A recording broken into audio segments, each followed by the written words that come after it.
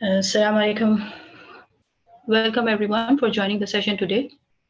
Today is our 11th lecture of CPHQ Prep course Cohort 2. Our speaker for today is Muhammad Arsalan.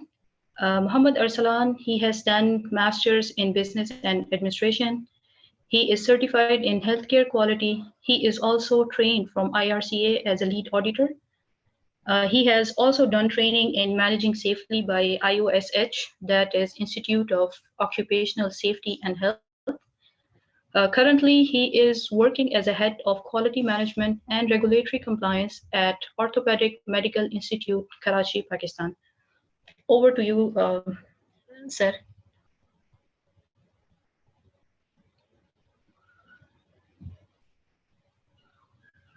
Thank you, Ms. Awad, and Assalamu alaikum, everyone.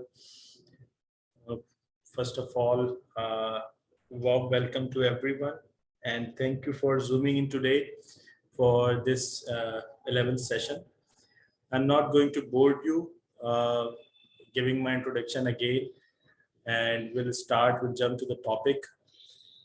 We have a lot of things to cover, and I hope कि जो session है आज का वो बहुत ज़्यादा dry ना हो, and to make it some sort of interactive, I put some questions as well.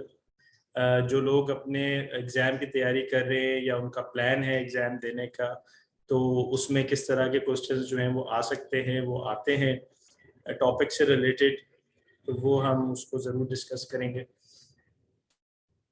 In this session, we will cover clinical pathway and guidelines, evidence-based practice, team and meetings, motivational theories, credentialing and privileging. So basically, इस session के अंदर हमने जो पूरे presentation को इस course को divide किया है थोड़ा सा.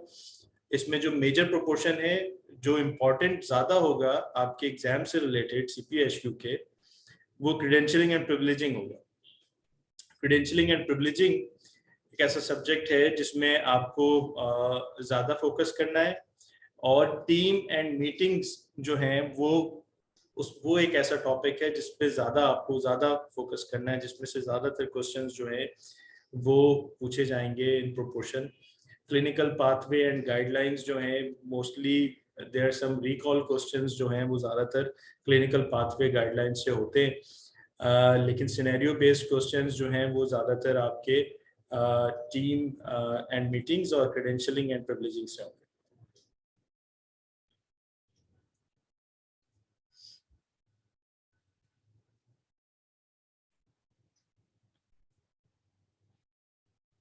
So disclosure, I have not received any financial or commercial funding or support for today's session. No commercial trade names are used in today's presentation. I do not promote any specific brand. No specific conflict of interest. I have no financial relationship to disclose, and I will not discuss off-label use and or investigational use in my presentation, or I will discuss the following off-label use and or investigational use in my presentation. So learning objectives of today's presentation is that the completion of this activity, you will be able to have the understanding of the following topics: clinical pathway and guidelines, evidence-based practice, teams and meetings, credentialing and privileging, motivational theories.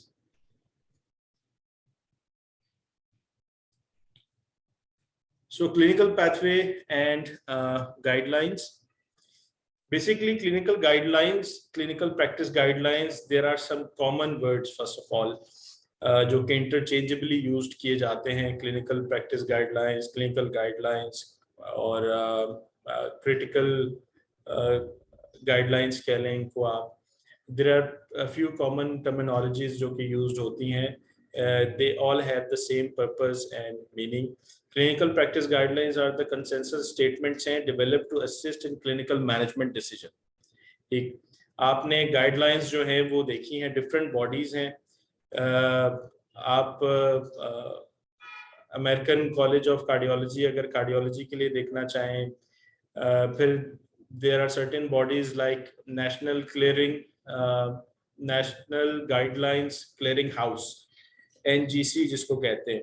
They have developed a lot of guidelines on the basis of the care management and the speciality. इसी तरीके से IHI है, institute of health care improvement है, उन्होंने बहुत सारी guidelines जो है वो बनाई हुई हैं। देर आर मल्टीपल बॉडीज जो हमें ये रिसोर्स जो है वो प्रोवाइड करती हैं, जो कि रेडिली अवेलेबल है for health care quality professionals to use. इसी तरीके से क्लिनिकल पैथवेज जो है basically they are document based tools हैं to manage quality outcomes and cost of care based on clinical guidelines and current evidence. So the difference between guidelines and clinical pathways is that one is the guidelines और दूसरा जो है वो एक tool है।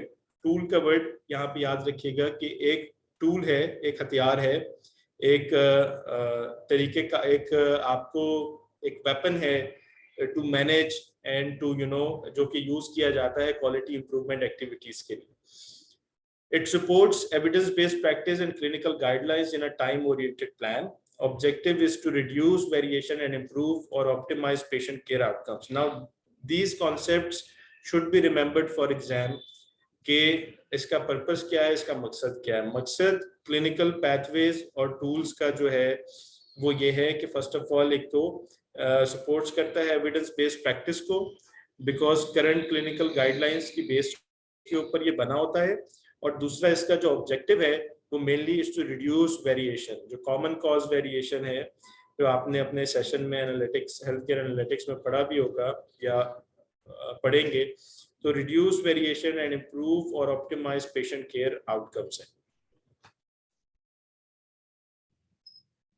Clinical pathways facilitates the development of standardized physician's order sets, interventions for the patient and documentation of the patient's condition, and they are often used in the following situation: prevalent pathology in the care setting, pathology with a significant risk for patients, predictable clinical course, possibility of obtaining professional agreement, existence of recommendations of good practices or expert opinion, multidisciplinary implementation and relatively mature guidelines. तो certain outcomes को meet करने के लिए, reduce cost करने के लिए, cost effectiveness को ensure करने के लिए, टाइमलीनेस को इंश्योर करने के लिए क्लिनिकल पैथवेज जो हैं वो डेवलप किए जाते हैं और उनको इम्प्लीमेंट किया जाता है एंड देन फर्दर उनको एनालाइज किया जाता है for the variation.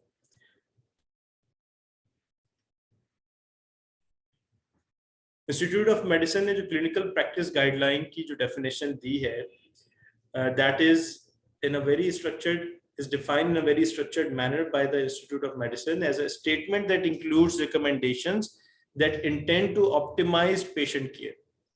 They are informed by a systematic review of evidence and an assessment of the benefits and harms of alternative care.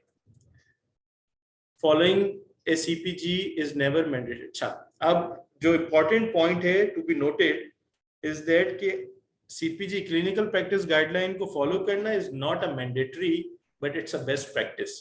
It's a best practice. It's a choice for quality improvement, for reducing the variation, for optimizing patient care. It's a choice, right? And the resources from where we can get these guidelines, वो आप national guidelines clearing house है, free resource available, IHI bundles जो हम इसकी example जो है वो infection control bundles is one of the best example in front of us. बहुत सारे हॉस्पिटल्स में इन्फेक्शन कंट्रोल डिपार्टमेंट्स हैं, वो आपके हेल्थ केयर एसोसिएटेड इन्फेक्शंस के ऊपर जो बंडल्स हैं वो इम्प्लीमेंट करते हैं to get the effective outcome. इसी तरीके से हमने एविडेंस बेस्ड प्रैक्टिस जो वर्ड है अभी क्लिनिकल प्रैक्टिस गाइडलाइन और क्लिनिकल पैथवे में हमने यूज किया। तो एविडेंस बेस्ड प्रैक्टिस है क्या? बेसिकली जब भी हम इस वर्ड को यूज करते हैं तो हमारा इससे क्या मुराद है वो हम देख लेते हैं। Evidence based medicine, basically there are two terms, एक एविडेंस बेस्ड मेडिसिन है और एविडेंस बेस्ड प्रैक्टिस है। Evidence based medicine is conscientious, explicit and judicious use of current best evidence in making decisions about the care of individual patients. Evidence-based practice to cover multiple disciplines in patient care. Evidence-based practice जो है वो promotes करती है patient safety by providing effective and efficient healthcare with less variation and fewer unnecessary or non-therapeutic interventions. Evidence-based practice and outcome measurements are iterative. One facilitates other. Evidence-based practice basically, evidence-based practice जो है वो हम यहाँ पे इन्हीं guidelines की बात कर रहे हैं, इन्हीं researches की बात कर रहे हैं जो research-based activity होती है. और जो research based activities या तो वो clinical research based activity है, दो किस्म की research based activity है. It is either a clinical research based activity है और it is either a health services research. Clinical में जो है वो basically clinical interventions के ऊपर जो भी research हो रही है सिर्फ उसकी बात कर रहे हैं. Health services में जो other topics of healthcare facilities हैं research के अंदर वो शामिल हो जाते हैं. तो जब हम उनकी बात करते हैं दोनों को मिला के जब हम बात कर रहे होते हैं तो हम evidence based practice in overall जो है वो हम बात कर रहे होते हैं. तो एविडेंस बेस्ड प्रैक्टिस का मकसद जो है वो बेसिकली वही है, it links together with the clinical practice guidelines और उसमें हम EBP को ही यूज कर रहे होते हैं to develop the clinical pathways and tools. And objective इसका भी वही है, ऑब्जेक्टिव जो है वो उसका भी सेम है.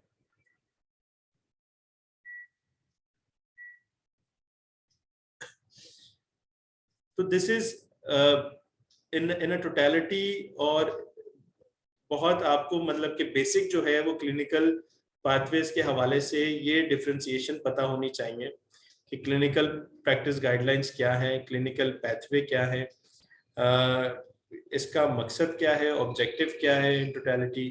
इसको डेवलपमेंट करने के जो है वो व्हाट आर द फैक्टर्स जो कि हमने गो थ्रू किए कि हम किन सिचुएशंस में इसको अप्लाई करते हैं और इसको किस तरीके से हम मज़ीद डेवलप कर सकते हैं. तो बहुत ज़्यादा डिटेल में जो है वो इसके क्वेश्चन ज़्यादातर जो आते हैं वो इसी तरीके से आते हैं, रिकॉल बेस्ड क्वेश्चंस होते हैं क्योंकि हम आगे अपनी स्लाइड्स में भी हम आगे देखेंगे.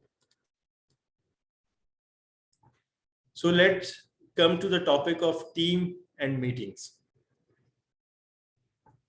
टीम्स की जब हम बात करते हैं, define as a group of people who are interdependent with respect to information, resources and skills and who seek to combine their efforts to achieve a common goal. हम ऑर्गेनाइजेशन में जाते हैं, ऑर्गेनाइजेशन एज अ होल एक team की form में काम कर रही होती है और हम डेली बेसिस के ऊपर काम कर रहे होते हैं as a team in our organization towards a common mission and vision. ठीक है, टूवर्ड्स अ कॉमन गोल. तो in totality we are working in a team. जो in totality in regular basis के ऊपर जब हम टीम के अंदर काम कर रहे होते हैं इसको हम नेचुरल टीम्स कहते हैं. नेचुरल अभी हम आगे देखेंगे कि टीम किस टाइप की टीम्स होती हैं, उसके अंदर हम देखेंगे कि एक नेचुरल टीम्स का जिक्र है. तो हम जो रेगुलर बेसिस के ऊपर काम कर रहे हैं ऑर्गेनाइजेशन के अंदर that forms a natural team. The most effective way to get input and buy-in. अच्छा, अब टीम्स को क्यों इम्पोर्टेंस दी गई है? वो टीम्स को इम्पोर्टेंस इसलिए दी गई है because usually in health care organisation हम we are scientific peoples, we used to work alone. हम अकेले काम करने में ज़्यादा जो है वो हमें हम उसको तरजीह देते हैं, हम उसको प्रेफरेंस देते हैं. लेकिन जब हम अकेले काम कर रहे होते हैं तो उसका सबसे बड़ा ड्रॉबैक ये होता है, when we work alone, the huge drawback is that we sometimes miss critical informations and whatever the solutions we propose, we were not able to get the buy-in of other people. So it has been seen and research की basis के ऊपर ये देखा गया है कि जब team formulation के अंदर हम काम कर रहे होते हैं, एज अ टीम काम कर रहे होते हैं, तो हमारा इन टोटलिटी जो है जो रिजल्ट्स होते हैं they are far better, they outperform the individuals.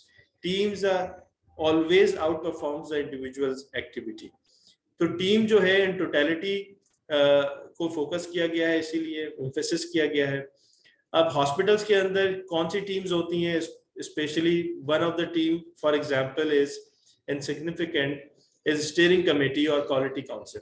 अगर हम वैसे हेल्थ केयर ऑर्गेनाइजेशन में बात करें तो there are numerous teams, like for example there are आप क्रेडेंशियलिंग एंड प्रिविलेजिंग कमेटी कह लें, आप फार्मेसी एंड थेरेप्यूटिक कमेटी कह लें, there are quality and patient safety committees, there are procurement committees, there are numerous committees.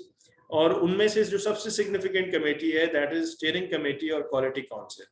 और जो पाकिस्तान के अंदर हेल्थ केयर इंस्टीट्यूशंस के अंदर जो रेगुलेटरी बॉडीज की तरफ से जो रिक्वायरमेंट है continuous quality improvement CQI committee की, that is also the same thing, उसका भी मैंडेट और रिस्पॉन्सिबिलिटी वही है जो स्टीयरिंग कमेटी और क्वालिटी काउंसिल की है.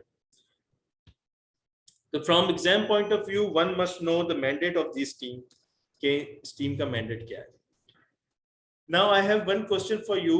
What do you think, what are the responsibilities of the steering committee? We have certain bullets: lend legitimacy to quality improvement efforts, foster teamwork for improvements, develop and approve QPI program and plan, provide necessary resources, develop a quality budget and conduct peer review. इनमें से जो आपको लगता है कि ये इस steering committee, quality council या CQI की रिस्पॉन्सिबिलिटी में शामिल है, आप उसको जो है वो अपने पास टिक कर लीजिए. Dear audience, please, if you can write in the chat box, so we will know that what are your opinion.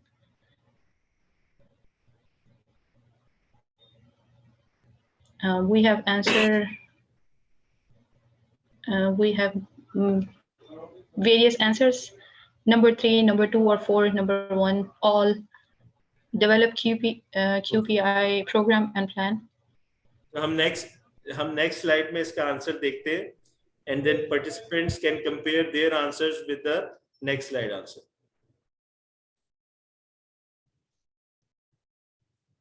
Now, the first 4 are the responsibilities of the steering committee. Now, develop a quality budget is basically a responsibility of a quality management department.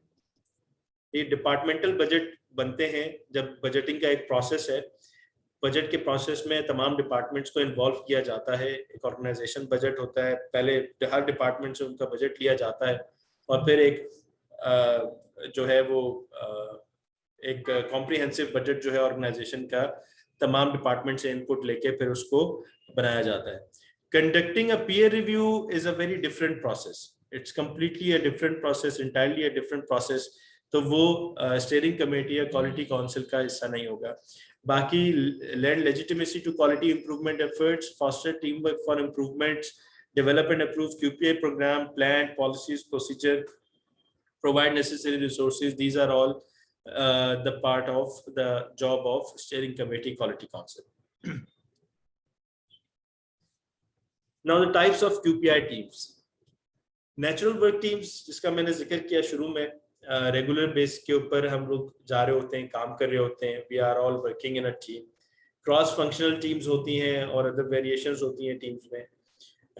Temporary for a specific problem और a permanent continuous improvement teams होती हैं, या किसी special project के लिए, जैसे for example sentinel event अगर कोई हो जाए हॉस्पिटल के अंदर, कोई नेवर इवेंट हो जाए, तो उसके लिए जो रूट कॉज एनालिसिस करने का जो प्रोसेस है उसको आपको टीम फॉर्मुलेट करना है. फिर इसी तरीके से आपको अगर रिस्क मैनेजमेंट के लिए failure mode effect analysis perform करना है तो सबसे पहले आपको you have to formulate a team. इसी तरीके से use dependent on task complexity, interdependence and objectives. Team charter जो है ये बहुत इंपॉर्टेंट है for any team. For any team उसकी इफेक्टिवनेस के लिए, किसी भी टीम की इफेक्टिवनेस के लिए एक टीम चार्टर का होना बहुत जरूरी है. सो टीम चार्टर बेसिकली क्या होता है, each team must have a clear charter to be effective in their delivery.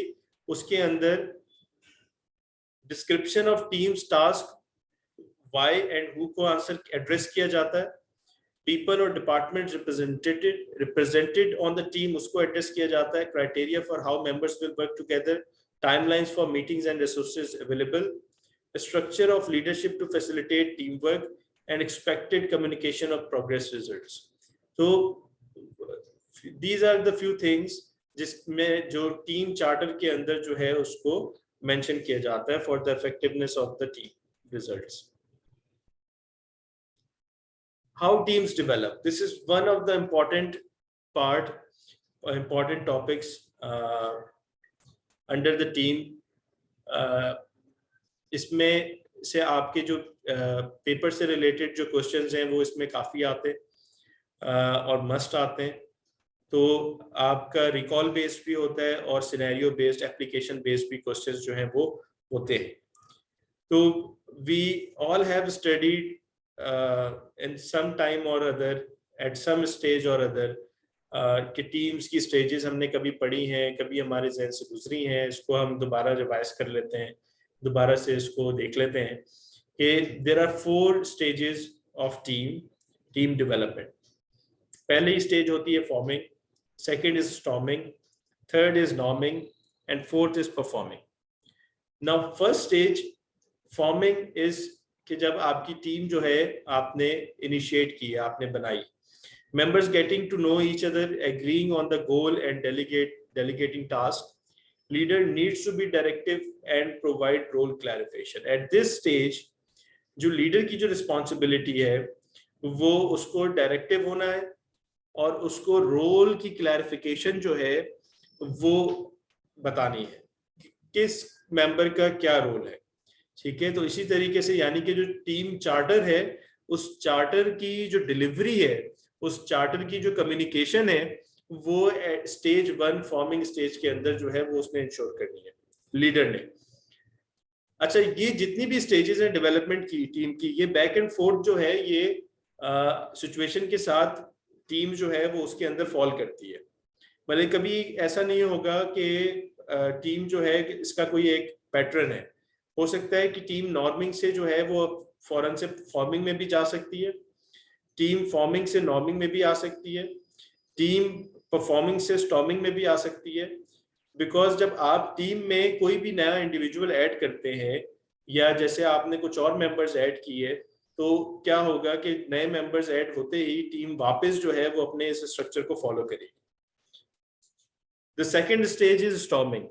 Stage 2 storming के अंदर कॉन्फ्लिक्ट एंड टेंशन जो है वो होती है, resistance to group pressures and influence, emotional responses, leader moves to coaching role. तो यहाँ पे स्टॉर्मिंग स्टेज के अंदर जो है वो कॉन्फ्लिक्ट ऑफ इंटरेस्ट होता है। हर कोई जो है वो अपने ओपिनियन और अपनी बात को जो है वो मनवाना चाहता है। वो कहता है कि नहीं, ये काम ऐसे होगा, ये काम ऐसे होगा, I think this is the best practice, I think we should follow this, we should take this decision. और इस तरह की सिचुएशन में जो लीडर का जो रोल होता है वो कोचिंग का रोल होता है। ठीक, तो इस चीज को आपने याद रखना है। Then third is norming. When team is starting to take some control on their activities और वो आपस में जेलन होना स्टार्ट होते हैं, members develop a strong team identity, willingness to accept and seek views of others, सुनना शुरू कर देते हैं दूसरे को भी, म्यूचुअल रिस्पेक्ट का एक दायरा क्रिएट होना शुरू हो जाता है। Leader needs to watch for group thinking and move to a supporting leadership style. तो यहाँ पे लीडरशिप का जो रोल है, जो लीडर का जो रोल है वो एक सपोर्टिंग लीडरशिप स्टाइल का रोल उसको परफॉर्म करना है। देन टीम जो है वो आपकी मूव होती है परफॉर्मिंग स्टेज पे। परफॉर्मिंग स्टेज जो है वो स्टेज है working harmoniously toward common goal, very productive and task oriented, high morale, support and appreciation. Leader needs to share leadership responsibilities. ठीक, यहाँ पे आके आप अपने कॉमन गोल के लिए काम करना शुरू कर देते हैं और रिजल्ट्स अचीव करना आप शुरू कर देते हैं। Key traits of team success. These are the predictors of team success. किसी भी टीम के सक्सेस होने के जो predictors हैं, that is cohesiveness, communication, clear roles and clear goals. Now I can remember a question, जब आप प्रैक्टिस क्वेश्चंस अगर आप लोग ने अटेम्प्ट किए हैं किसी ने या अगर आप करेंगे पेपर से पहले, तो you will find a recall question with related to this slide. Predictors of team success: cohesiveness, communication, clear roles and clear goals. These are very important 4 points. Now come towards the questions related to the topic team. An interdisciplinary team is looking at a better process for checking in patients. At the last meeting, everyone suggested ideas and there was criticism of almost every solution. one person tended to dominate the conversation. Which is the best stage suits the scenario?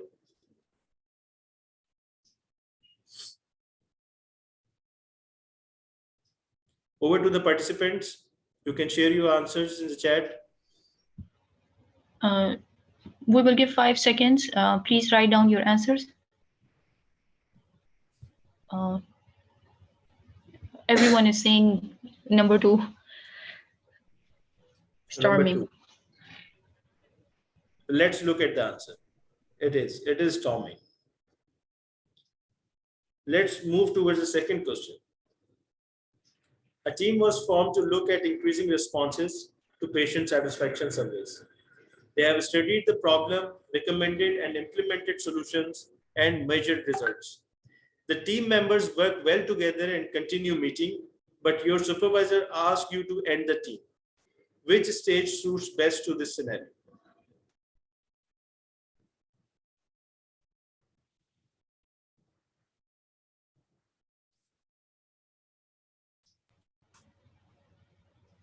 Over to participants. 4. Yes, they are writing for performing. Okay. So let's look at the answer.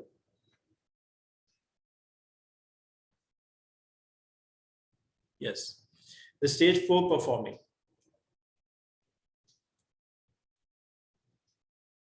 Now let's talk about team roles. Team mein there are various roles that is being performed by different individuals. और वो roles हैं क्या-क्या? Sponsor. A sponsor basically एक formal leader of QPAP project है, responsible for overall project होता है, aligns resources करता है and monitor progress. Holds other accountable for change, inspires team members but not a team member. That is a very important point. Serve as coach or consultant. तो sponsor team का member नहीं होता, team का हिस्सा नहीं होता, लेकिन team को स्पॉन्सर करता है. लाइक फॉर एग्जांपल, अगर फार्मेसी एंड थेरेप्यूटिक टीम है तो उसका जो स्पॉन्सर है वो ऑर्गेनाइजेशन का सीईओ हो सकता है, चेयरमैन हो सकता है, क्योंकि वो उसको जो है वो उसका ओवरऑल रिस्पॉन्सिबल है उस प्रोजेक्ट का, अलाइन करके दे रहा है आपको रिसोर्सेज एंड मॉनिटर कर रहा है आपकी प्रोग्रेस को, आपको अकाउंटेबिलिटी आपकी जो है वो रख रहा है, इंस्पायर्स करता है team members but not as a team members but not as a team member, serve as coach और कंसल्टेंट, राइट. इसी तरीके से facilitator moves team along, not vested in outcome, promotes effective group team dynamics, is concerned with how decisions are made, is not a team member again, serve as a coach or consultant, focuses on meeting and improvement process, keeps team on track. This is very important point, that facilitator keeps team on track and has expertise regarding use of QPI tools. Leader. A leader is the one who vested in outcome of improvement efforts, guides team to achieve successful outcomes and reach established goals, a specific responsibility for guiding team through meeting process to achieve objectives, involved in meeting content and process, and provide direction and support for the team. Champion. Champion, opinion leaders who provide project credibility and are integral to the social structure, respected clinician or staff with influence through reputation or leadership qualities, support the change and work for its implementation. At last, team member. Team member vested in outcome, shares knowledge and expertise of process or issue addressed by team, responsible for both content and process of team meetings, shares responsibility for focusing on objective, contributing information, analyzing data, staying on track, making decisions, managing time, and continually improving team. So teams के अंदर basically one thing is to understand that majority of the work is done outside the team meetings.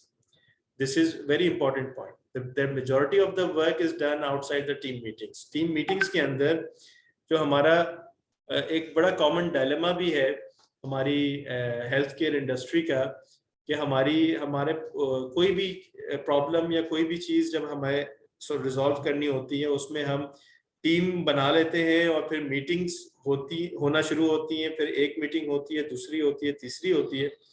लेकिन जब meeting खत्म हो जाती है तो उसके बाद फिर बहुत ज्यादा इंप्रूवमेंट और एफर्ट उसके अंदर नजर नहीं आ रही होती।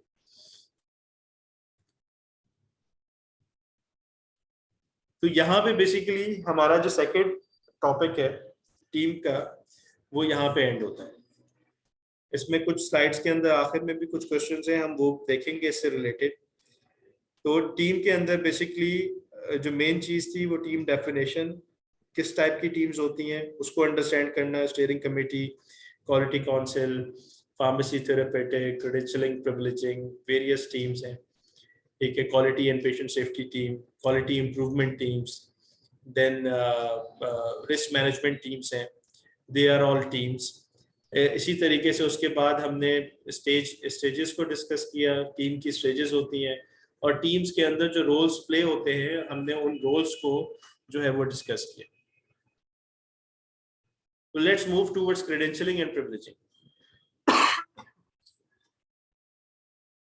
Now, credentialing and privileging is a very important subject, as I discussed earlier, with relates to hospitals, healthcare industry, with relates to the exam as well. CPHQ exam के लिए भी बहुत important topic है. So, quality professional roles is to provide consultative support. First of all, let's try to understand what is the role of a quality professional. Quality professional का जो role है basically is to provide a consultative support to the leadership and understanding their roles and responsibility in areas like credentialing, privileging, and quality oversight. कि board of directors ने board of directors हो गए, executive committee हो गई, CEO हो गए, ये जितनी भी हम senior leadership है, इनका role with relates to credentialing and privileging जो है वो क्या होना चाहिए। consultative support जो है वो health care quality professional जो leader होता है quality का, वो ये एडवोकेसी जो है ये प्रोवाइड करता है। It's best practice credentialing and privileging files are tracked and managed by quality personnel. Usually बहुत कुछ ऑर्गेनाइजेशंस में, कुछ लार्जर ऑर्गेनाइजेशंस में क्वालिटी डिपार्टमेंट या क्वालिटी पर्सनल जो है वो क्रेडेंशियलिंग, प्रिविलेजिंग फाइल्स और इनकी एक्टिविटीज को जो है वो ट्रैक करते हैं। Ultimate responsibility for credentialing and privileging की जो है वो गवर्निंग बॉडी की है।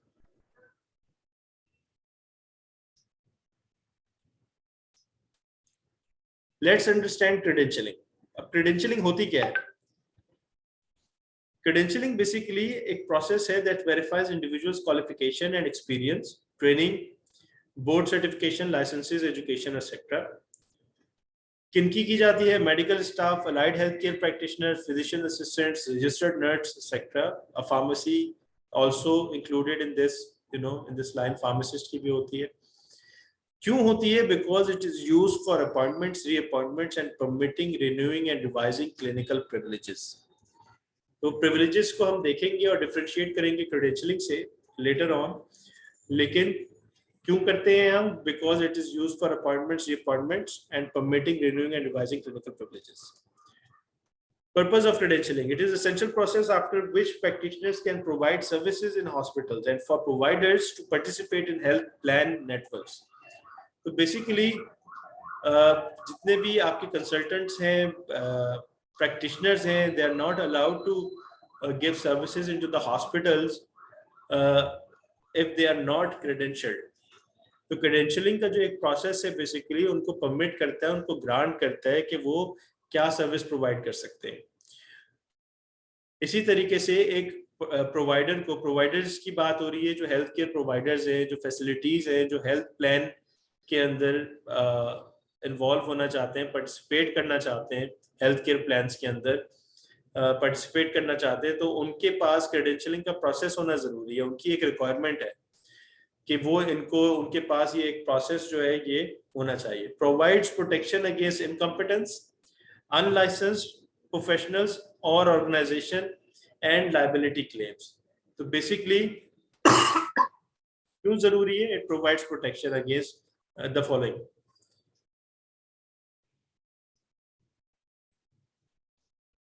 Now let's talk about the core credentialing process. जो इसके important aspects हैं वो क्या है? Credentialing हम सुनते आ रहे हैं, हर ऑर्गेनाइजेशन में credentialing का process होता है। तो यहाँ पे क्यों इतना emphasize किया है? How it is differ from the other organization, the other industry? क्रेडेंशियलिंग तो हर जगह में होती है, एक टिपिकल प्रोसेस है एचआर का, तो why it is so much highlighted here as you know as a significant process?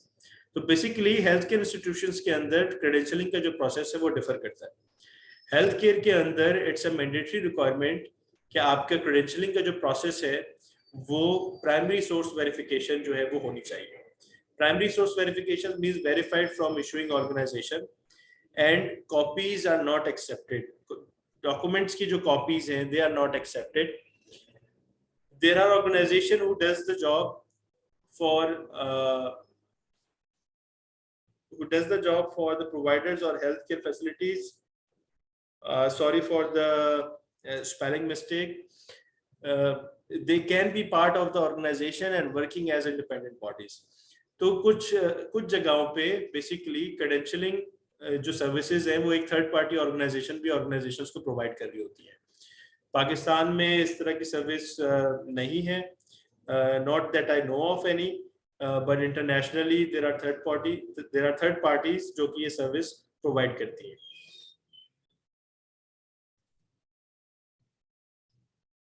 कौन कौन से एलिमेंट्स हैं जिनकी क्रेडेंशियलिंग हम करते हैं? करंट लाइसेंसर और certification, specific relevant training, evidence of physical ability to perform requested privileges, peer और फैकल्टी रिकमेंडेशन। अच्छा, evidence of physical ability to perform requested privileges, basically इसको आइडेंटिफाई करने के लिए हम पीयर और फैकल्टी रिकमेंडेशंस जो हैं उसको यूज करते हैं, जिसमें medical clinical knowledge, technical clinical skills, clinical judgement, interpersonal communication skills and professionalism को देखा जा सकता है।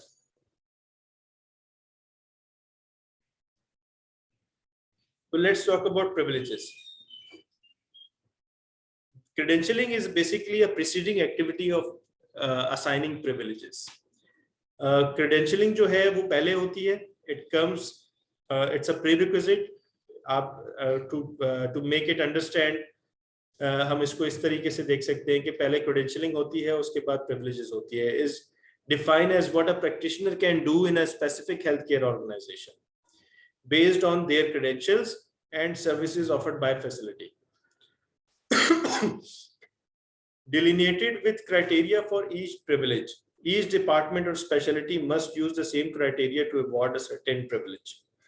Medical staff determines if board certification is a requirement for membership. Now, delineation criteria को meet करना, it's an international requirement. इसकी Joint Commission International Standards को भी अगर आप देखेंगे, अगर आपके पास स्टैंडर्ड की कॉपी अवेलेबल हो, तो आप स्टाफ क्वालिफिकेशन एंड एजुकेशन का जो चैप्टर है उसके अंदर जो स्टैंडर्ड 10 है, और इसी तरीके से गवर्नेंस लीडरशिप का जो चैप्टर है उसके अंदर भी क्रेडेंशियलिंग और प्रिविलेजिंग का जो है वो जिक्र मौजूद है। और उसके अंदर basically it's a standard requirement कि आपके प्रिविलेजेस जो हैं वो उसका जो क्राइटेरिया है वो डेवलप होना चाहिए।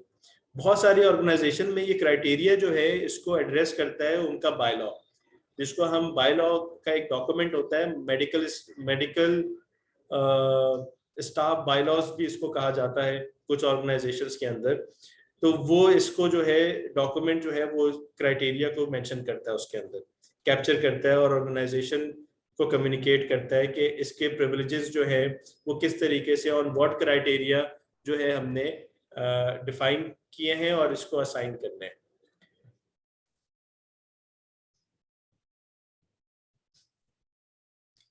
Privileges can be defined in several different ways: practitioner, specialty, level of training, experience, list of procedure or treatments. Usually बहुत सारी ऑर्गेनाइजेशन में लिस्ट ऑफ प्रोसीजर और ट्रीटमेंट्स जो हैं उसकी बेसिस के ऊपर प्रिविलेजेस जो है वो असाइन किए जाते हैं। Not all doctors can provide all procedures. एक डॉक्टर के पास, अगर एक कंसल्टेंट के पास, एक लाइसेंस इंडिपेंडेंट प्रैक्टिशनर के पास अगर एक स्पेशलाइज्ड डिग्री है, एक स्पेशलाइज्ड उसके पास एक बेसिक डिग्री है, या उसके पास एक स्पेशलिटी की जो है वो क्वालिफिकेशन है और एजुकेशन है, दैट डज नॉट मीन कि वो जो है वो तमाम के तमाम प्रोसीजर्स जो है वो कर सकता है। That is why it is stated कि आपका प्रिविलेजेस का जो क्राइटेरिया है वो बना होना चाहिए। there are different criteria like level 1, level 2, level 3, level 4. Level 1 privileges के लिए आपका जो कंसल्टेंट है वो certain number of procedures उसने किए हुए हो, certain number of experienced हो, certain qualifications हो, like for example एक fellowship की हुई है, एक second fellowship भी की हुई हो उसने, या board certified हो. तो these are all the criteria that organization develop और फिर इसकी basis के ऊपर जो है वो privileges assign करती है.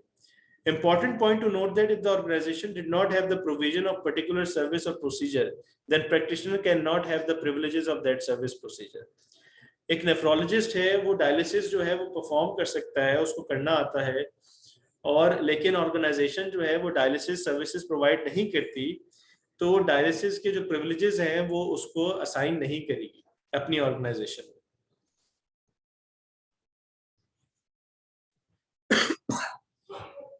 इसी तरीके से एक एग्जांपल जो मेरे जहन में आ रही है, if I can recall, cardiovascular department cardiology के अंदर पेस मेकर को इंस्टॉल करना, उसको कैलिब्रेट करना, उसको मॉनिटर करना, उसके लिए स्पेशलाइज्ड एक्सपीरियंस सर्विस अगर उसके पास, एजुकेशन ट्रेनिंग अगर उसके पास कंसल्टेंट के पास है, तो वो उसको इसका प्रिविलेज जो है, इसके प्रिविलेजेस असाइन करेगी.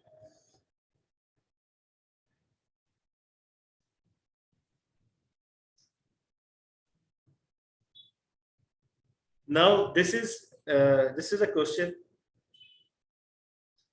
अब इसको आपने एड्रेस करना है.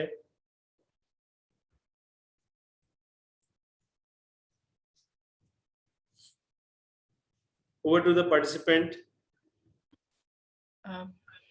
Dear audience, please can you write your answers in the chat box? We will give 5 seconds.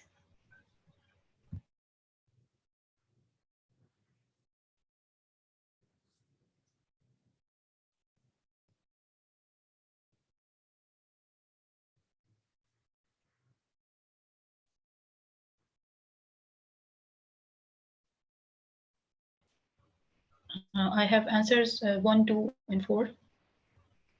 So the answers are granted by the governing body, reflect the training, experience, and qualification of the applicant, are not permitted for defined by medical staff and department by laws, policy, rules, or regulations, and subject to periodic review.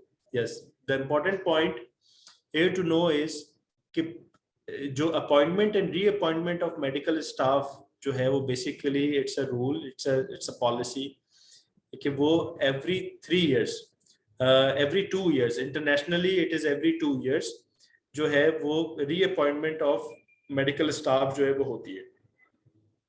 तो और at the time of reappointment, re-privileges जो है वो assess किए जाते हैं, assign किए जाते हैं. इसी तरीके से री-क्रेडेंशियलिंग ऑफ मेडिकल स्टाफ जो है वो होती है. Are not permitted for temporary medical staff. अभी हम आगे चल के देखते हैं टाइप्स ऑफ प्रिविलेजेस कितनी होती हैं. उसके अंदर टेम्पररी प्रिविलेजेस भी दिए जाते हैं. And only applies to physician? No, it applies to other healthcare professionals as well. Types of privileges. Provisional credentialing with certain restrictions applied. Basically privileges दिए जाते हैं consultant को with some certain restrictions कि वो इस level of care को जो है वो नहीं, इस level of procedure को इस हद तक जो है वो कर सकते हैं और इस extent तक कर सकते हैं और इस extent तक नहीं कर सकते. Active privileges are very common privileges जो कि दिए जाते हैं. These are the common, usually it is common in every organization. बहुत सारी organization में ये सारी types नहीं होती. बहुत सारी ऑर्गेनाइजेशन जो है वो सिंपल एक्टिव प्रिविलेजेस जो है वो असाइन करती हैं. इट इज नॉट नेसेसरी कि हर ऑर्गेनाइजेशन में जो है वो ये सारी टाइप्स जो हैं वो मौजूद हो, but they can opt any of these at any point in time and acquire. इसी तरीके से कंसल्टिंग है. Consulting privileges basically grant to medical staff members for consultation based on specific clinical expertise. हमारे सिनेरियो में हम referrals जो है consultants को करते हैं when one primary attending physician और प्राइमरी रिस्पांसिबल कंसल्टेंट किसी और स्पेशलिटी के कंसल्टेंट को अपने पेशेंट को रेफर करता है. This is the example. Temporary time limited होती है, granted by hospital CEO. This is very important कि टेम्परेरी प्रिविलेजेस दिए जाते हैं और वो ग्रांट कौन करता है, वो हॉस्पिटल सीईओ करता है। और वैसे जो अल्टीमेटली प्रिविलेजेस जो ग्रांट किए जाते हैं, अप्रूव किए जाते हैं, उसकी जो रिस्पॉन्सिबिलिटी है वो बोर्ड ऑफ गवर्निंग बॉडी है। तो हॉस्पिटल सीईओ जो है वो टेम्परेरी ग्रांट कर सकता है, no more than 120 days and should be defined in bylaws. तो 120 डेज से ज्यादा के लिए नहीं कर सकता, ओनली फॉर 120 days कर सकता है, या उतने टाइम तक के लिए कर सकता है जितने टाइम तक जो है वो एक मेडिकल स्टाफ जो है वो अपने क्रेडेंशियलिंग पेपर सबमिट करता है, प्रिविलेजेस के लिए जो है वो एप्लीकेशन सबमिट करता है, क्रेडेंशियलिंग कमेटी में उसके पेपर्स रिव्यू के लिए जाते हैं, और क्रेडेंशियलिंग कमेटी के रिव्यू की बेसिस के ऊपर और उनके कमेंट्स के ऊपर, उनकी एडवाइस के ऊपर जो है उसका अप्रूवल जो है वो गवर्निंग बॉडी करती है। इस पूरे प्रोसेस को एक टाइम लगता है, एक टाइम टेकिंग प्रोसेस। तो meanwhile at that time temporary privileges जो है वो सीईओ ग्रांट करता है।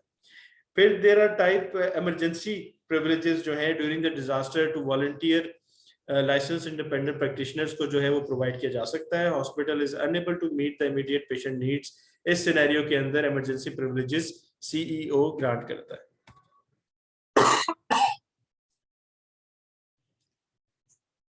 तो यहाँ पे हमारा क्रेडेंशियलिंग एंड प्रिविलेजिंग का जो टॉपिक है वो हम यहाँ पे क्लोज करते हैं। तो क्रेडेंशियलिंग एंड प्रिविलेजिंग में जो चीजें हैं वो आपने याद करनी है, देखनी है, इसको एक दफा दोबारा गो थ्रू करें। It's a very important topic with respect to your CPHQ exam. और इसमें रीक्रेडेंशियलिंग, रीअपॉइंटमेंट कब होनी है, इसका प्रोसेस क्या है, कौन अप्रूव करता है, types of privileges is important, और डिलिनेशन और क्राइटेरिया जो है वो अक्रॉस वन स्पेशलिटी जो है वो यूनिफॉर्म होना चाहिए। This is another requirement.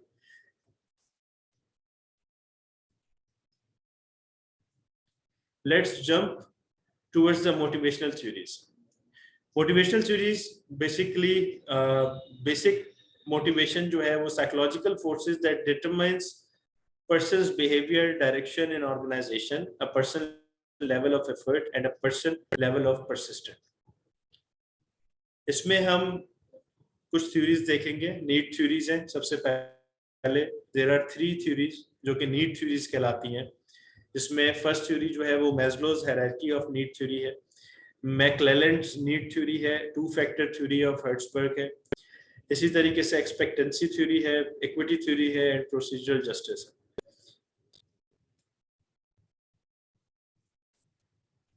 तो नीड थ्योरी में सबसे पहले जो थ्योरी प्रेजेंट की वो Maslow's hierarchy of need theory Maslow ने प्रेजेंट की on the basis of 5 factors, जिसको उन्होंने कहा कि जी that can be arranged from basic order to higher order needs, starting from basic physiological needs, safety and security, belonging and social needs, esteem and status needs and self-actualization needs. Then McClelland's achievement motivation theory जो है उन्होंने present की, और वो भी एक hierarchy theory है जिसमें उन्होंने 3 फैक्टर्स जो है वो मोटिवेशन के वो प्रेजेंट किए कि ये बेसिकली एक साइकोलॉजिकल फैक्टर्स हैं जो ड्राइव करते हैं एम्प्लॉयज को। तो ऑर्गेनाइजेशन की जो मैनेजमेंट और जो लीडरशिप है वो किस तरीके से अपने एम्प्लॉयज के लिए उनको मोटिवेट कर सकती है to get the desired results. तो उसमें क्या क्या चीजें हैं, वो अचीवमेंट है, पावर एंड एफिलिएशन है। जब आप ये थ्योरीज देखेंगे या थ्योरीज पढ़ेंगे तो कहीं ना कहीं इसमें आपको अपनी एक सेल्फ रिफ्लेक्शन जो है वो नजर आएगी, या आपको अपनी नजर आएगी, या आपको कोई ना कोई जहन में आएगा, यार देखो ये बंदा यही बात कर रहा होता है, ये बंदा यही बात कर रहा होता है, या मैं खुद भी जो है वो इस चीज को जो है वो देख रहा होता हूँ या प्रेफर कर रहा होता हूँ ऑर्गेनाइजेशन के अंदर। तो there are people in the organisation जिनको फॉर एग्जाम्पल उनको नीड होती है, उनको achievement, they want to achieve something, they need power, they want to utilise their influence in the organisation, and at the same time वो अपने आप को affiliate भी करना चाह रहे होते हैं किसी ना किसी से। ठीक है, वो चाहे कोई और लीडर है, कोई और डिपार्टमेंट हेड है, कोई और टीम है, कि कोई प्रोजेक्ट है ऑर्गेनाइजेशन का, तो there are kind of people जो कि they are looking for achievement, power and affiliation. इसी तरीके से हर्ट्जबर्ग ने 2 फैक्टर प्रिंसिपल्स जो हैं फिर नंबर 3 के ऊपर जो है वो उन्होंने दिए। वो 2 फैक्टर्स जो है वो that one is motivator factors and the other is hygiene factor. Motivator factors उन्होंने कहा कि there are those elements of a job that increases the job satisfaction, including challenging work, achievement, recognition, growth and advancement. Whereas there are other factors which he called hygiene factors on the other side, which do not contribute to motivation, but their absence may lead to dissatisfaction. तो एक motivation को create कर रहे और दूसरे वो factors हैं जो उसको सस्टेन कर रहे हैं, उसको एनहांस नहीं कर रहे लेकिन उसको सस्टेन कर रहे हैं, उन्होंने उसको वहीं पे रखा हुआ है। Now, what are those factors? Those factors are company policy and administration issues such as supervision, working conditions, interpersonal relations, safety, salaries, morale, and productivity. So these are, as per the Herdman's 2-factor principles, these are hygiene factors and there are motivational factors. At least 2 managerial implications for motivation are clear from need theories. वो क्या है? There are many different needs and these differ between employees. जैसा मैंने कहा कि हर एक के लिए hierarchy of need theory जो है वो relate नहीं करेगी। किसी के लिए hierarchy of need theory होगी, किसी के लिए किसी के ऊपर जो है वो 3-factor theory होगी, किसी के ऊपर 2-factor theory होगी। And if employees are not motivated, managers seeks to determine the needs of employees and which are satisfied or dissatisfied. तो बेसिकली ये थ्योरी जो है वो एक मैनेजर को हेल्प करती है to understand, to take the understand, to have a better understanding of their employees, कि उनके एम्प्लॉइज को क्या चाहिए, उनकी टीम को क्या चाहिए to produce the desired result. Then there are certain other theories, expectancy theory. Expectancy theory जो है basically 3 phenomena के ऊपर based है, effort, performance, reward. Where employees feel that they believe that effort will result in acceptable performance. The employees believe that acceptable performance will produce the desired reward, and the employees जो हैं वो value करते हैं rewards को। ठीक है, it's like for example pay for performance. Different policies today organization have based on these theories. Like हम employee of the month, बहुत सारी organization में employee of the month की एक practice है कि वो evaluate करते हैं, assess करते हैं और cherish करते हैं employee of the month को। तो वो इन्हीं theories की basis को रखते हुए employee engagement और employee focus को enhance करने के लिए there are certain steps जो है वो लिए गए ऑर्गेनाइजेशन की तरफ से। इसी तरीके से appraisal policy, performance review policy, these are all intervention and result of these these theories. Equity theory basically acknowledge different performance levels with different levels of rewards. Equity theory सबसे पहले है क्या, इसको समझ लें। इक्विटी थ्योरीज के अंदर employees जो हैं बेसिकली वो असेस करते हैं और वो बेसिकली रिव्यू कर रहे होते हैं कि वो कितना उन्होंने काम किया, कितनी उन्होंने एफर्ट की और उनको उसके हिसाब से रिवॉर्ड किया जा रहा है कि नहीं किया जा रहा, उनको उसके हिसाब से ट्रीट किया जा रहा है कि नहीं किया जा रहा, उनके ऐसा तो नहीं कि उनको कम ट्रीट किया जा रहा है और उनके साथ वाले को ज्यादा किया जा रहा है। ठीक है, and these are very common in our organisation cultures कि हम यहाँ पे जो है बेसिकली वी फाइंड पीपल जो कि आपको मिलेंगे जो इस चीज को एवेल्युएट करते हैं, इस चीज से अफेक्ट होते हैं बहुत ज्यादा। तो उसके लिए एक ऑर्गेनाइजेशन को, एक मैनेजर्स को क्या करना चाहिए, that is that they must acknowledge different performance levels with different levels of reward, employ just culture principles and practices जो है उसको implement करें, periodically check employees' perceptions about their own input and outcomes as well as those of others, know what outcomes are desirable and tie those to performance in a timely manner. ठीक, तो ये चीजें यहाँ पे जो लोग equity theory के अंदर फॉल करते हैं उनके लिए इन सारी चीजों को आइडेंटिफाई करना और एड्रेस करना बहुत जरूरी है। इसकी एक एग्जांपल है कि जैसे कुछ लोग जो हैं वो हमें बहुत ज़्यादा चैलेंज आता है जब हम जस्ट कल्चर को इम्प्लीमेंट कर रहे होते हैं, तो हम बहुत सारी पॉलिसीज तो बना देते हैं, हम एडवर्स ड्रग इवेंट की पॉलिसी भी बना देते हैं, परफॉर्मा भी बना देते हैं, सेफ्टी इंसिडेंट रिपोर्टिंग परफॉर्मा भी बना देते हैं। फिर जब कोई इंसिडेंट रिपोर्ट करता है तो वो उसको देख रहा होता है कि इसके ऊपर रिजल्ट क्या आया है, what are the effective outcome the organization has taken, what steps the organization has taken। अगर वो ऑर्गेनाइजेशन ने लिए हैं कि नहीं लिए, अगर नहीं लिए तो वो उसको डिससेटिस्फाई हो जाएगा उससे बहुत ज्यादा, और अगर लिए हैं तो वो उससे सेटिस्फाई होगा। Procedural justice, input from employees is sought and considered when decisions are made. Now, this is another theory of motivation. This is the last theory that we will be studying today. Neutrality, decisions are unbiased and guided by transparent reasoning. Respect, all are treated with respect and dignity. Voice, all are given a chance to tell their side of the story. And trustworthiness, decision makers convey trustworthy motives about those impacted by their decisions. Basically, these are the four main factors of this procedural justice: neutrality, respect, voice, and trustworthiness. इनको handle करने के लिए input from employees is sought and considered when decisions are made. There is an opportunity for performance errors to be corrected. Rules and policies for allocation of outcomes are applied consistently, and decisions are made in an unbiased manner.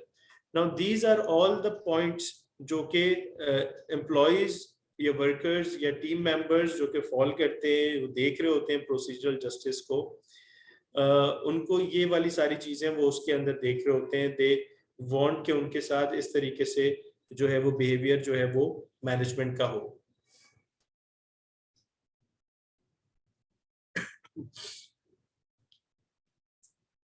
So at this point, we have covered almost all of our topics. We have covered, we are starting from clinical practice guidelines, evidence-based practice.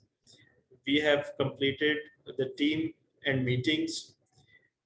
We have completed the credentialing and privileging, and then motivational theories. तो यहाँ पे आपका session जो है वो and होता है। इसके बाद हम will move towards some of the question related to the topics.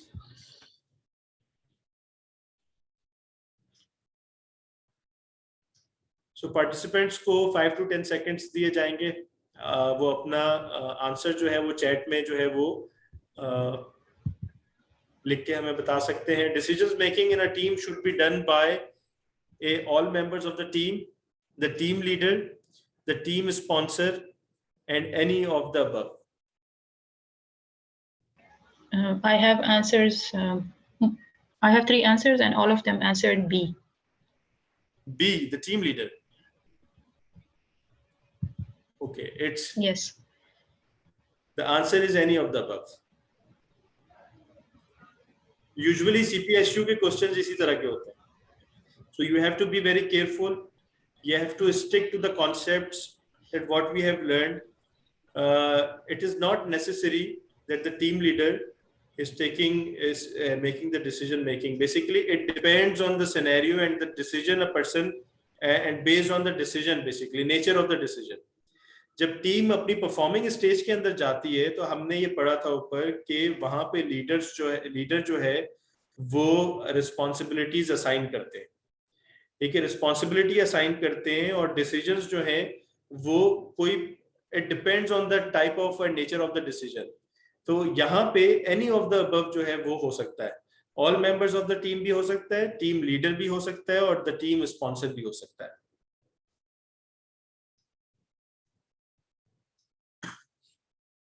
The use of clinical pathways and guidelines in hospitals should minimize variation in patient care, reduce length of stay, improve patient satisfaction, and identify errors in patient care.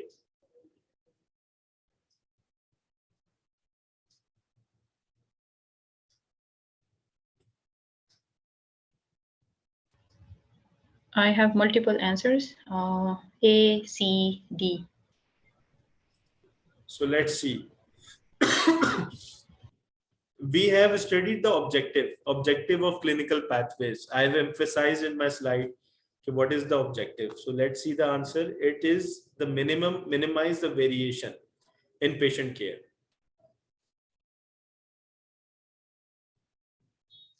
Standards of care based on the knowledge and experience of recognized experts and healthcare research are known as benchmark data, generic screens, pre-established criteria, or evidence-based guidelines.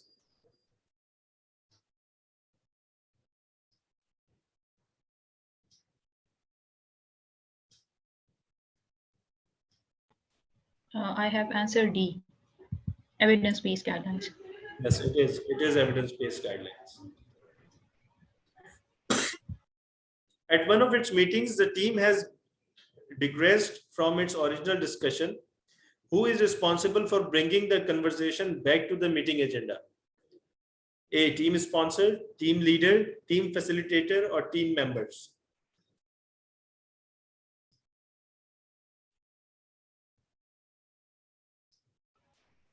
I have answers C and B. C and B, team leader and team facilitator. So it is basically team facilitator who keeps the track of the team members.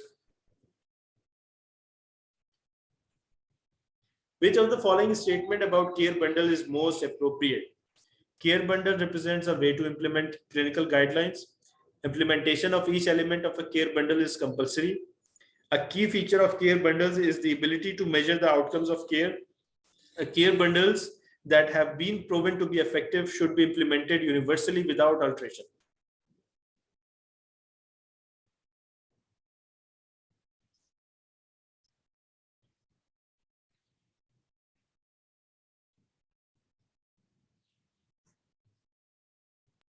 I have answer A and D.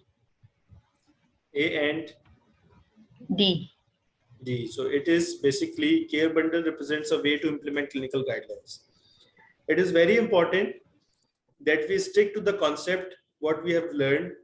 इसी तरीके से CPHQ का जो paper है उसके अंदर जो questions होंगे वो आपको बड़े रिपीटेटिव होंगे. आपको एक ही चीज आपके एक ही कॉन्सेप्ट्स को वो 5 या 6 दफा पूछेंगे with similar kind of questions with very limited variation in the options. और उस ऑप्शंस में लाइक फॉर एग्जांपल आपको वो आरसीए के हवाले से 3 या 4 दफा डिफरेंट सिनेरियोज प्रेजेंट करके पूछेंगे.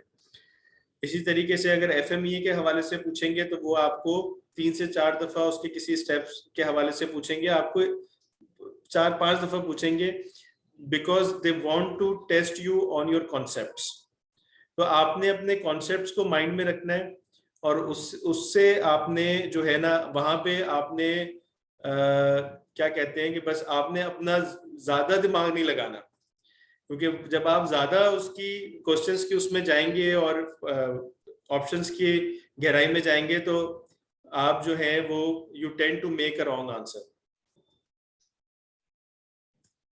Thank you so much. Wish you best of luck for your CPHQ exam. Over to Ms. Sarwat. Well, thank you so much, sir. Really, thank you so much for speaking at this session and sharing your experience.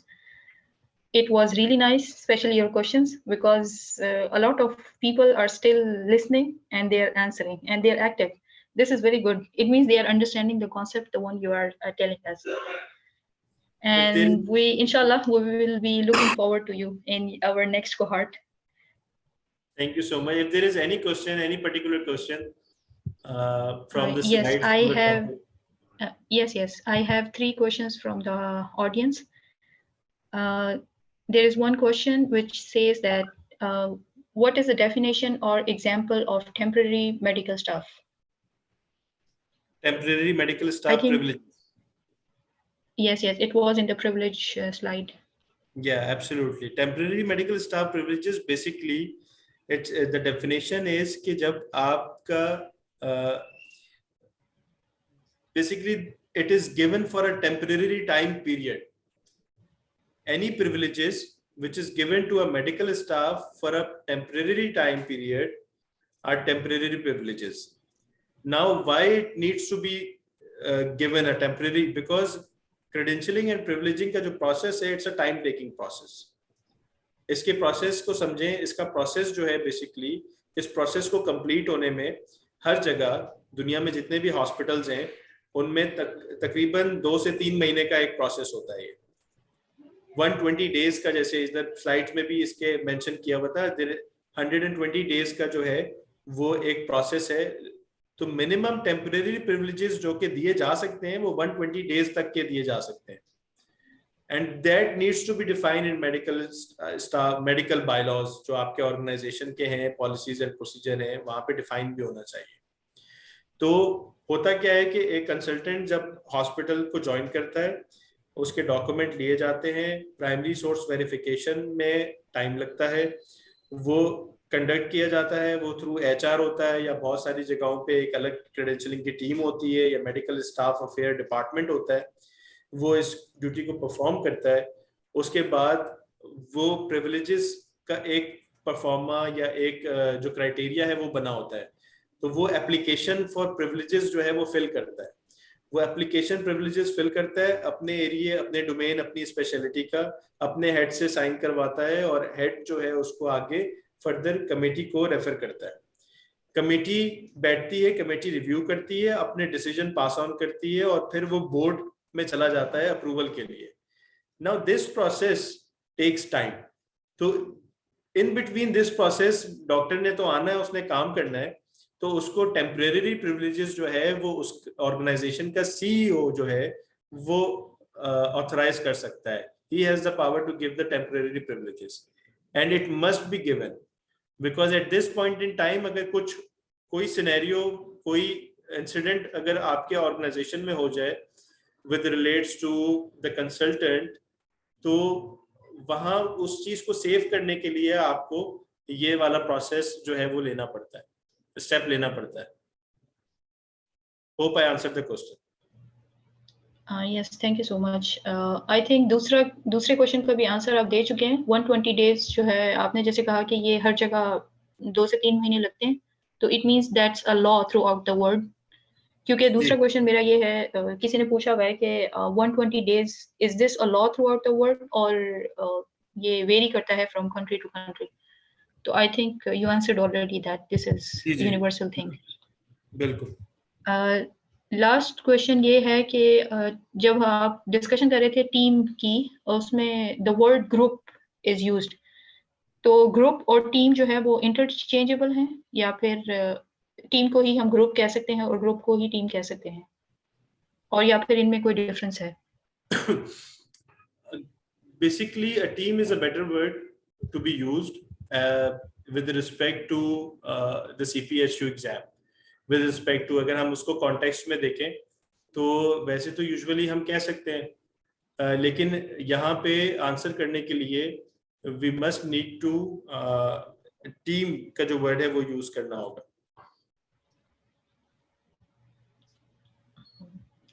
For your exam purpose, it should be team. Okay. I think it's very clear now. Last question. What are the strategies to develop a teamwork in any group? Okay, ये थोड़ा सा मुश्किल सवाल है। Teamwork कैसे group में develop किया जाए? बिल्कुल, that is इसका बिल्कुल आंसर है, और ये बहुत अच्छा सवाल है। It is very important कि ग्रुप में टीम वर्क जो है वो डेवलप करने के लिए टीम चार्टर का होना बहुत जरूरी है। टीम चार्टर, आपने प्रेडिक्टर्स ऑफ टीम सक्सेस एक स्लाइड में देखे थे। वो प्रेडिक्टर्स क्या थे? वो कोहेसिवनेस था, वो कम्युनिकेशन था, वो क्लियर गोल और क्लियर रोल्स। ये 4 चीजें थी जो बेसिकली एक इफेक्टिव और एक सक्सेसफुल टीम का जो है वो हिस्सा था। अब आपने स्पॉन्सर्स, आपने टीम रोल्स भी पढ़े हैं। एक रोल स्पॉन्सर है, एक कोचिंग है, एक फैसिलिटेटर है। तो these are all roles, these are all necessary, आप कह लें टूल्स हैं, these are all necessary requirements हैं जो कि आप उससे ये डेवलप कर सकते हैं, आपका टीम का जो स्ट्रक्चर है।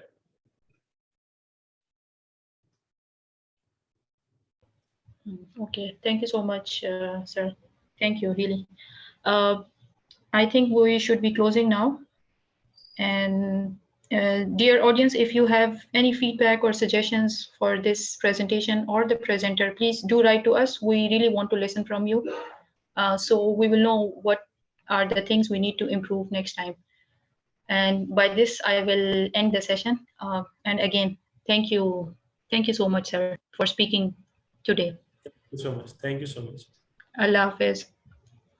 Allah Hafiz.